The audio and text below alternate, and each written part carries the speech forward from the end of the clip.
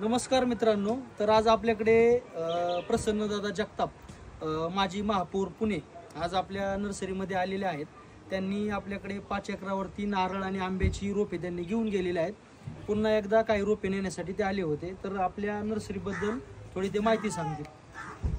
Krishnai nursery Dombe बंधू यांची अनेक वर्षापासून ही नर्सरी या ठिकाणी आहे।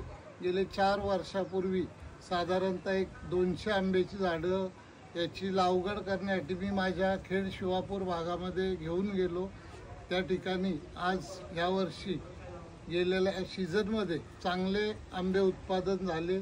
त्याचबरोबर गेले 2 वर्षापूर्वी साधारणतः मी सिंहगड पायथा या ठिकाणी 4 एकरवर 200 नारळ आणि 1000 आंब्यांची व जी चिंच असेल, जांभूळ असेल, त्याचबरोबर तुतीचं झाड असेल, अशी मी साधारणतः 2000 झाडे त्या ठिकाणी लावलेले आहेत।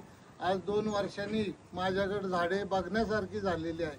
गेले अनेक वर्षापासून मला झाडांची आवड आहे, शेतीची आवड आहे, त्यामुळं मी अनेक नर्सऱ्या ह्या शोधत असतो।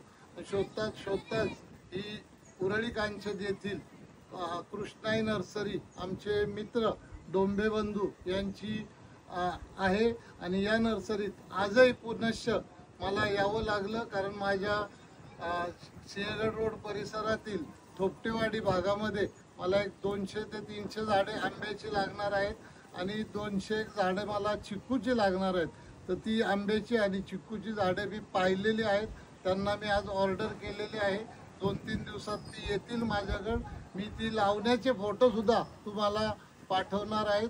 अशी ही आमच्या मित्रपरिवारांचीच नर्सरी झालेली आहे। माझं कोणताही यांच्याशी संबंध नव्हता, फक्त निसर्गापोटी म्हणजे झाडांच्या प्रेमापोटी मी या ठिकाणी 7-8 वर्षापासून डोंबे कुटुंबियांना जोडलेलो आहे। तर या नर्सरीत अनेक ठिकाणी महाराष्ट्रातील भागामध्ये हे नर्सरीतील फळझाडे देतात, शिवाय स्वतः येऊन लागवडही करून देतात। अशी ही डोंबे नर्सरी, डोंबे बंधूंची कृष्णाई नर्सरी, अशा या नर्सरीत यायला मला अतिशय अभिमान वाटतो, कारण मी जुनी झाडे लावलेली आहेत ती चांगल्या पद्धतीत आहेत, म्हणूनच पुनश्च या ठिकाणी यावंसं वाटतं। धन्यवाद। जय हिंद, जय श्रीराम। जय श्रीराम दादा।